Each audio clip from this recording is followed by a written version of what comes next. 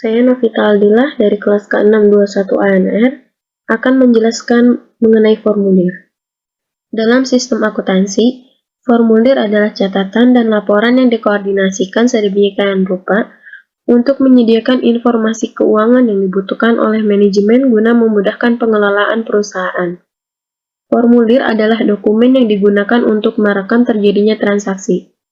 Formulir bisa disebut juga dengan dokumen, karena peristiwa yang terjadi dalam organisasi direkam atau didokumentasikan di atas secari kertas. Pembuatan atau pencatatan formulir bisa juga dibuat secara manual atau dengan elektrik. Formulir disebut media karena formulir merupakan media untuk mencatat peristiwa dalam organisasi ke dalam catatan. Contoh-contoh formulir: 1. Formulir faktur penjualan. 2. Formulir jurnal. 3. Formulir rekening buku besar, dan lain sebagainya. Formulir faktur penjualan terdiri dari nomor formulir, tanggal, nomor urut, kode barang, nama barang, satuan, harga satuan, kuantitas, jumlah harga, nama pramuniaga, dan kode pramuniaga. Ini adalah contoh formulir faktur penjualan yang sudah dijelaskan sebelumnya. Formulir faktur penjualan terdiri dari nomor urut, kode barang, nama barang, satuan, harga satuan, kuantitas, jumlah harga, dan terdapat tanggal, nama perusahaan, nama pramuniaga, nomor kode, dan tanda tangan. Selanjutnya, formulir jurnal penjualan terdiri dari nama perusahaan, halaman, bulan terjadinya transaksi, tanggal, keterangan, ref, akun-akun yang termasuk dalam jurnal penjualan, terdapat piutang dagang, HPP, penjualan, dan persediaan. Sedangkan formulir jurnal penerimaan kas terdapat tanggal, keterangan, ref, dan akun-akun yang tersedia dalam jurnal penerimaan kas, yaitu kas, potongan tunai, piutang dagang, nama rekening, kode rek, dan jumlah. Pada jurnal penjualan, transaksi tersebut dilakukan ketika terjadinya penjualan secara kredit. Ketika penjualan secara tunai, maka menggunakan jurnal penerimaan kas.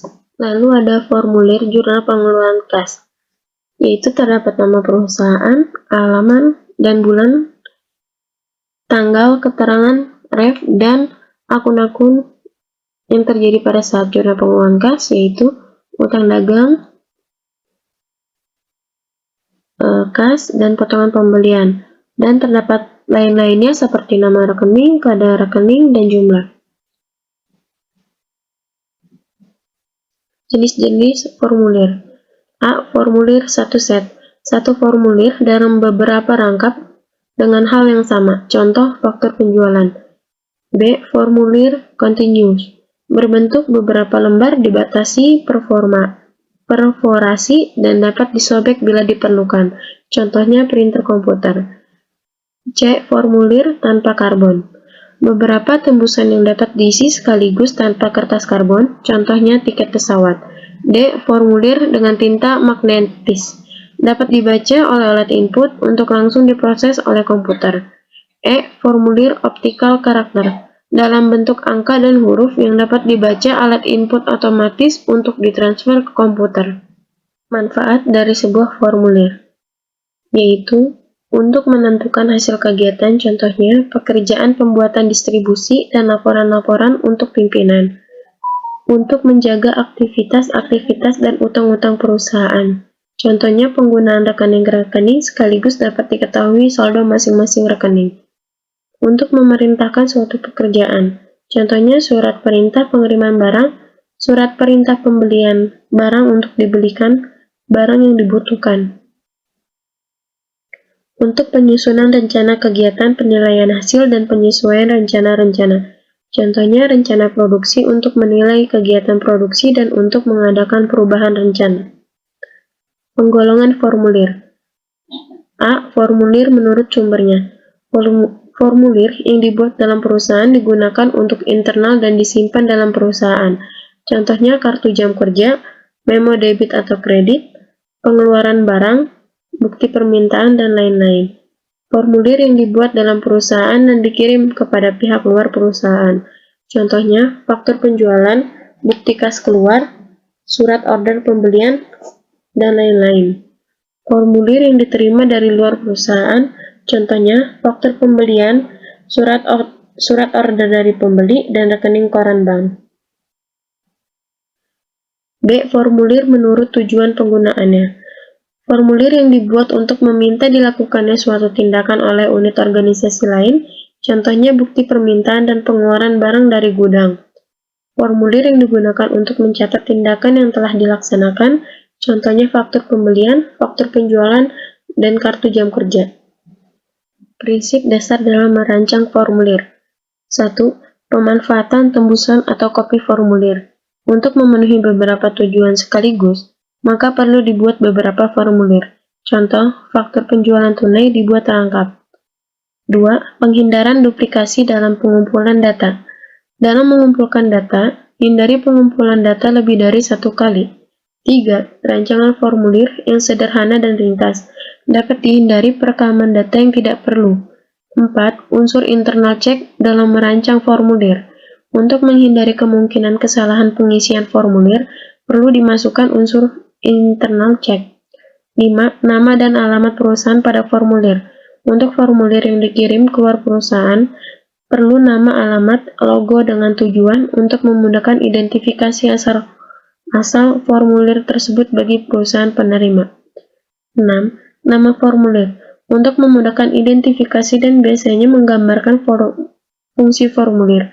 Contoh, formulir bukti permintaan barang dari gudang. 7. Nomor identifikasi pada setiap formulir. Nomor ini digunakan jika perusahaan menggunakan beberapa jenis formulir. 8. Formulir besar. Untuk menghindari kesalahan pengisian formulir yang besar, setiap garis diberi nomor urut, baik pada tepi sebelah kiri maupun tepi kanan. 9. Pencetakan garis pada formulir. Digunakan jika formulir tersebut akan diisi dengan tulis tangan. 10. Pencantuman nomor urut cetak. Digunakan untuk mengawasi pemakaian formulir dan untuk mengidentifikasi transaksi bisnis. 11. Rancangan formulir yang hanya memerlukan pengisian tanda checklist atau silang, atau dengan mencantumkan jawaban ya atau tidak, jika informasi yang akan dikumpulkan dengan formulir dapat ditentukan lebih dahulu untuk menghemat waktu pengisian. 12. Formulir ganda.